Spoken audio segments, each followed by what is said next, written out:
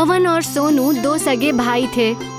उनकी माँ ने मरने से पहले पवन को सोनू की जिम्मेदारी दी थी, क्योंकि पवन चतुर था और सोनू बहुत ही सीधा था। मेरे बच्चों, मेरा अंत समय आ गया है और मुझे सोनू की चिंता होती है। वो बहुत भोला है, उसका जीवन कैसे व्यतीत होगा, और ऊपर से वो एक पैर से अपाहिज भी है। अम्मा, आप ऐसा क्यों कह रही हैं? बेटा, एक ना एक दिन तो सबको जाना ही है। मेरा वक्त अब आ गया है। मैं तेरे अब्बू के पास जा रही हूँ। अब सोनू की जिम्मेदारी मैं तुझ पर छोड़कर जा रही हूँ। जो हमारी जमीन है उसमें खेती बाड़ी करना और अपना जीवन व्यतीत करना। सोनू का ख्याल रखना। ये कहकर सोनू के माँ की मृत्यु हो जाती है। सोनू को बहुत दुख होता है। पवन को अम्मी के जाने का दुख तो होता ही है, परंतु उसे बहुत खुशी भी होती है कि उसके पास जमीन का एक छोटा सा टुकड़ा आ गया है और अब वो अपने जीवन को बहुत अच्छी तरह से व्यतीत करेगा। अम्मा गई तो गई, मगर अपनी सारी जिम्मेदारी मुझे देकर चली गई। इस अपाहिज सोनू को मैं कब तक ढोता रहूंगा? मेरा भी परिवार होगा, मेरे भी बीवी बच्चे होंगे, तो क्या मैं जिंदगी भर इस अपाहिज सोनू को अपने साथ रखूंगा? नहीं, मैं ऐसा नहीं होने दूंगा। पवन सोच रहा था कि वो सोनू को अपने से दूर कैसे रखे। तभी उसके शैतानी दिमाग में एक तरकीब आती है और वो सोनू को आवाज देता है। देख सोनू, अम्मा तो हमें छोड़कर चली गई और तेरी जिम्मेदारी मेरे ऊपर छोड़कर चली गई। अब इतनी बड़ी जमीन है, इसको मैं अकेला कैसे संभाल सकता हूँ? मुझे तो खेती करनी भी नहीं आती। मैं भला इतनी बड़ी जमीन पर खेती कैसे कर पाऊंगा? ये तो मुझे आता ही नहीं, क्योंकि मैं तो कभी अम्मा के साथ खेत पर गया भी नहीं था। पूरा दिन तू ही तो उनके साथ खेत पर जाया करता था। माँ मुझे खेती करने ही नहीं देती थी, बस पढ़ाई करने को कहती रहती थी। भैया, आप फिक्र क्यों करते हैं? मैं पूरी जमीन संभाल लूंगा। आप अपनी तालीम पर ध्यान दीजिए। सोनू, तुम कितने अच्छे हो।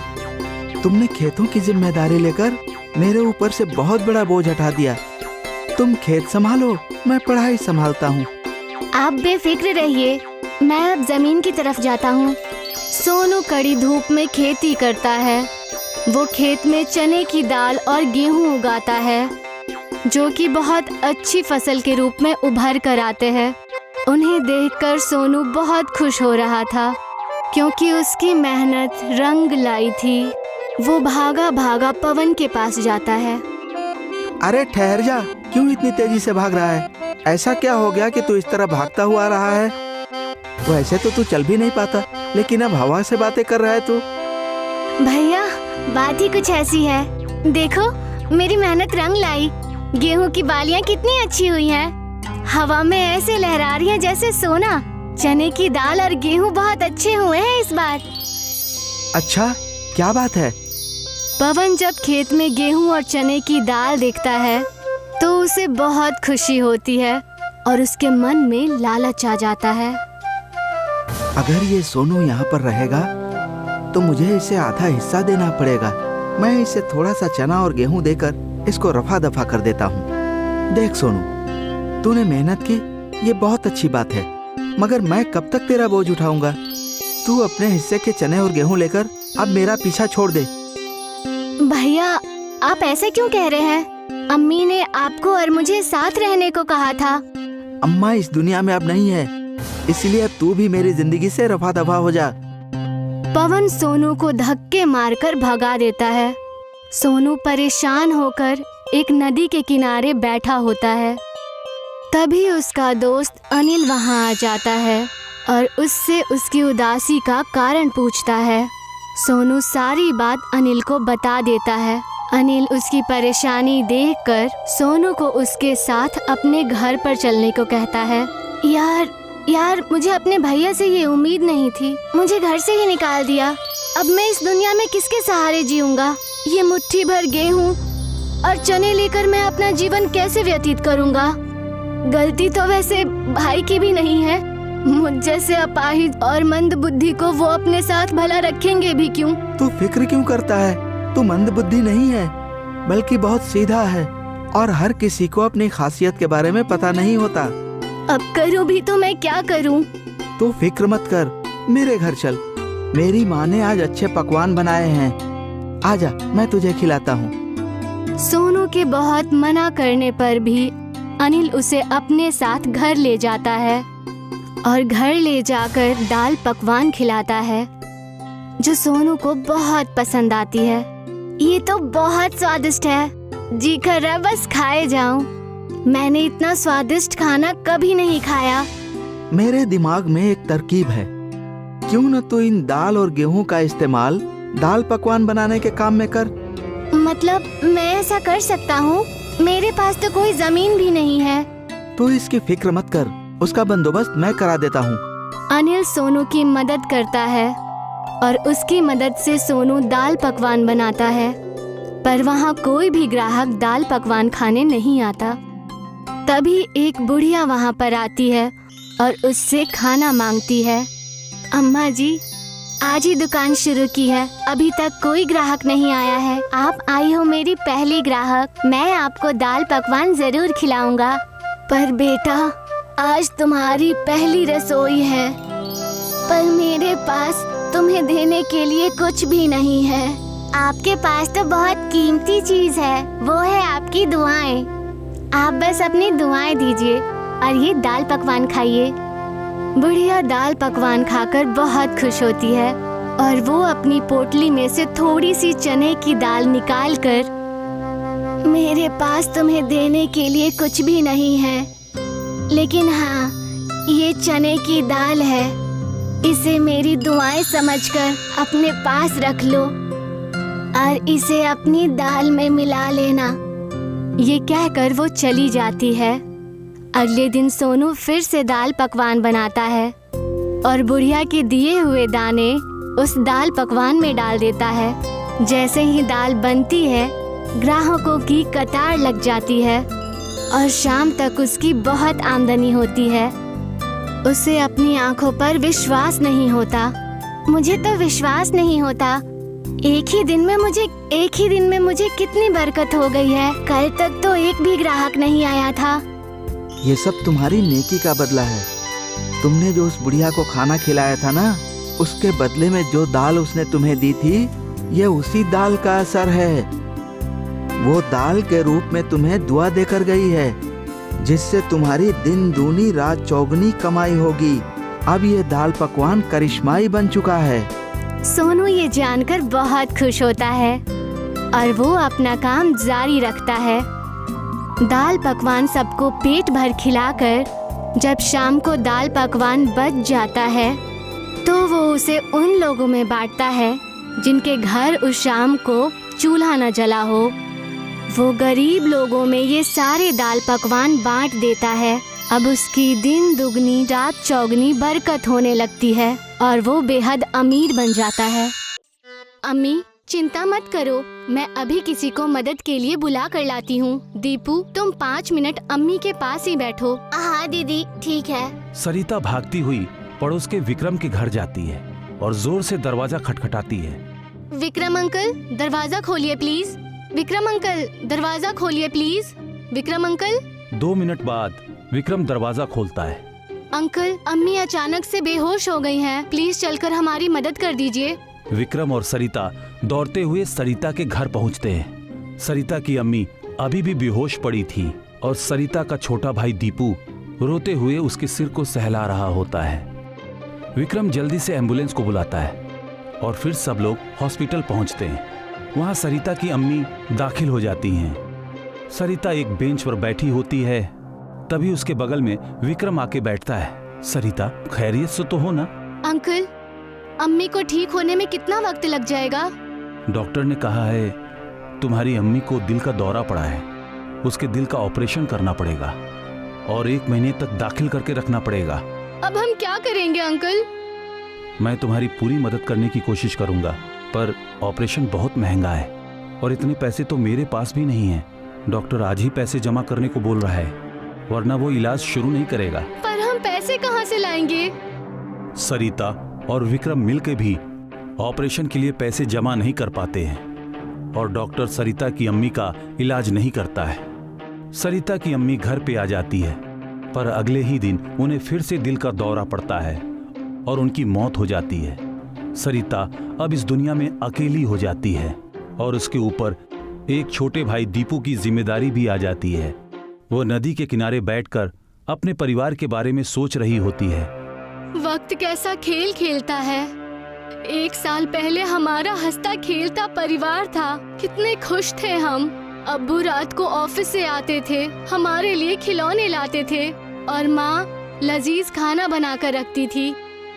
मैं और दीपू खूब लड़ाई करते थे और वो हमें डांटती थी। हम सब मिलकर खाते, हंसते और घूमने जाया करते थे। मेरे अब्बू की मैं लाडली थी, लेकिन उस दिन सब बदल गया जब पापा की सड़क हादसे में मृत्यु हो गई। अब इस दुनिया में मेरा दीपू के सिवा कौन है? पर मुझे हिम्मत से काम लेना होगा और दीपू के लिए जीना होगा। हमारे पास तो अब सिर्फ हमारे अम्मी अब्बू का घर ही बचा है। सरिता अपने घर पहुंचती है तो वहाँ देखती है कि दीपू अपने घर के बाहर खड़ा रो रहा होता है। क्या हुआ दीपू? विक्रम अंकल कहाँ है? वो तो तेरा ख्याल रख रहे थे ना? तभी विक्रम घर के अंदर से कुछ पेपर्स लेके आता है और उसे सरिता को पकड़ाता है। ये लो तुम्हारे घर के कागजात। अब ये घर मेरा है और तुम दोनों यहाँ नहीं रह सकते। चलो अपना बोरिया बिस्तर बांध लो और यहाँ से निकल जाओ। सरिता को अपनी आंखों पर भरोसा नहीं होता है। वो विक्रम अंकल पर भरोसा करती थी, पर उसकी मजबूरी का फायदा उठाकर विक्रम ने सरिता के घर को अपने कब्जे में कर लिया था। सरिता और दीपू अब बेघर हो चुके थे। सरिता के पास अब कोई चारा नहीं था। वो अकेले लड़ भी नहीं सकती थी। वो दीपू को लेकर सड़क के किनारे बैठ जाती है। अम्मी अब्बू हमें छोड़कर कहाँ चले गए? वो हमें लेने क्यों नहीं आते? वो हमें खाना क्यों नहीं देते? दीदी, मुझे बहुत भूख लग रही है। तुम चिंता मत करो दीपू, अम्मी अब्बू कहीं नहीं गए हैं। वो हमेशा हमारे साथ हैं और हमें देख भी रहे हैं। बस हमारे पास नहीं आ सकते, पर मैं हूँ तुम्हारे पास और हमेशा रहूंगी। अभी तुम सो जाओ, कल मैं तुम्हें जरूर कुछ अच्छा खिलाऊंगी। सरिता दीपू को बहुत ही मुश्किल से सुलाती है। उसके बाद वो आसपास के होटल में खाना मांगने के लिए जाती है। सारे होटल वाले उसे भगा देते हैं। फिर वो रामधारी के होटल पर पहुंचती है। अंकल, 2 दिन से कुछ नहीं खाया है, प्लीज कुछ खाने के लिए दे दीजिए। Please uncle. ना जाने कहां कहां से आ जाते हैं रोज। जाओ यहाँ से। हमारे पास फ्री फोकट खाना देने के लिए नहीं है, भिखारी लड़की कहीं की। तभी ये सारी बातें उस होटल का मालिक रामधारी सुन लेता है और वो आकर सरिता से पूछता है, क्या हुआ बच्ची, इतनी रात गए, यहाँ पर क्या कर रही हो? मैं और मेरा भाई 2 दिन से भूखे हैं, प्लीज कुछ खाने को दे दो। ठीक है, अभी देता हूँ। तुम्हें शर्म नहीं आती किसी भूखे को ऐसे भगाते हुए? जाओ जाकर इनके लिए खाना लेकर आओ। तुम बताओ बेटी, तुम्हारे साथ क्या हुआ है? सरिता रामधारी को अपनी पूरी कहानी बताती है। सरिता की कहानी सुनकर रामधारी को बहुत ही दया आती है। वो कहता है, बताओ मैं तुम्हारी और कैसे मदद कर सकता हूँ? मैं खुद से पैसे कमाना चाहती हूँ।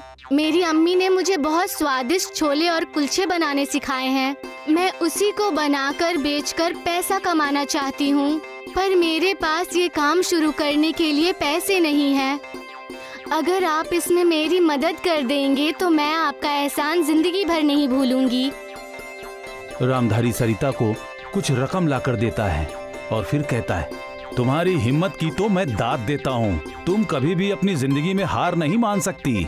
अपने अब्बू अम्मी को खोने और अपने पड़ोसी से धोखा खाने के बाद भी तुम खुद से अपनी रोजगार शुरू करना चाहती हो। मैं तुम्हारी पूरी मदद करूँगा। मैं ये सब अपने भाई दीपू के लिए कर रही हूँ। अगर वो नहीं होता तो मैं अपने जीवन को खत्म कर चुकी होती। मैं आपसे एक और चीज मांगना चाहती हूँ। हाँ कहो। मैंने होटल के बाहर एक पुरानी साइकिल रखी देखी थी, क्या मैं उसे भी ले सकती हूँ? मैं उस पर अपने छोले कुलचे का बिजनेस करूँगी। ठीक है, मैं उसे दुरुस्त करवा कर कल सुबह तुम्हें दे दूंगा। इस तरह रामधारी की मदद से सरिता छोले कुलचे बनाना शुरू करती है और उसे साइकिल पर बेचना शुरू करती है। वो अपने छोले कुलचे का नाम रामधारी छोले कुलचे रखती है। और उसके छोले कुलचे बहुत ही लजीज होते हैं और उसे खाने के लिए बहुत से लोग सरिता को अपने घर बुलाते हैं। रामधारी सरिता को तरक्की करते हुए देखकर बहुत खुश होता है और उसे सरिता पर बहुत ही नाज होता है। सरिता रामधारी का अपने बड़े भाई की तरह इज्जत करती है और धीरे धीरे उसकी सारी रकम चुका देती है। सरिता जितने पैसे कमाती है उससे वो दीपू को भी एक अच्छे स्कूल में भेजती है और उसे खूब पढ़ाती है। सरिता 28 सालों तक साइकिल पर छोले कुलचे बेचती है और इसका भाई दीपू पढ़ लिखकर एक बहुत बड़ा ऑफिसर बन जाता है। दीपू सरिता को अपने अम्मी की तरह ही मानता है और वो अपनी तरक्की की वजह सरिता को ही मानता है। दीपू के ऑफिसर बनने के बाद भी सरिता छोले कुलचे बेचना नहीं छोड़ती, क्योंकि इसी वजह से वो अपने पैरों पर खड़ी हो पाई थी। वो पूरे शहर में साइकिल पर रामधारी छोले कुलचे बेचने वाली के नाम से मशहूर होती है और दूसरे शहर के लोग सरिता के हाथ के छोले कुलचे खाने के लिए आते ही रहते हैं। एक गांव में मीना और रीना नाम की दो बहनें रहती थीं। रीना बड़ी थी और मीना उससे 2 साल छोटी। दोनों बहनों में बहुत प्यार था और दोनों हमेशा साथ साथ रहती थी। उनके वालिद का रीना मीना नाम का ढाबा था। उनके वालिद की मौत के बाद रीना और मीना दोनों मिलकर वो ढाबा चलाती थी। मीना, कल सुबह हमें सब्जियों का स्टॉक लेने चलना है, तुम्हें याद है ना? हाँ, मुझे अच्छे से याद है। मैंने काका को कह दिया है कि सुबह अपनी वैन तैयार रखें। अच्छी बात है, आओ मिलकर हम पिछले महीने का हिसाब कर लेते हैं। दोनों बहनें मिलकर इसी तरह ढाबे का हर काम साथ साथ करती थीं। दोनों में आज तक कभी तकरार नहीं हुआ था। दोनों ही बड़े मोहब्बत से रहती थीं। एक दिन सुबह, रीना उठ जाओ, चलो जल्दी हमें निकलना चाहिए। रीना कोई जवाब नहीं दे रही थी। मीना रीना को छू कर देखती है तो उसे पता चलता है कि रीना को बहुत तेज बुखार है। अरे ये क्या? रीना का तो पूरा जिस्म गर्म है, अचानक से इतना तेज बुखार कैसे हो गया इसे? मुझे तुरंत किसी अच्छे डॉक्टर को बुलाना चाहिए। मीना हरिया काका को कहकर डॉक्टर को बुलवाती है। डॉक्टर रीना को देखते हैं और उसे दवाई खिलाकर आराम करने की सलाह देते हैं। मीना भी रीना से कहती है कि अभी उसे आराम की जरूरत है। पर मीना, अब तू अकेले कैसे जाएगी? ढाबा कैसे संभालेगी? ये मेरी तबीयत को भी अभी खराब होना था। रीना, तुम चिंता मत करो, मैं सब संभाल लूंगी। तुम सबसे पहले अपनी तबीयत की फिक्र करो। मैं अभी हरिया काका के साथ जाती हूँ और सब्जियाँ लेकर ढाबा पहुँचती हूँ, फिर तुम्हें देखने आती हूँ। मीना ने इससे पहले कभी अकेले कुछ नहीं किया था, इसीलिए वो थोड़ा घबराई हुई थी। वो हरिया काका के साथ सब्जी बाजार पहुँचती है।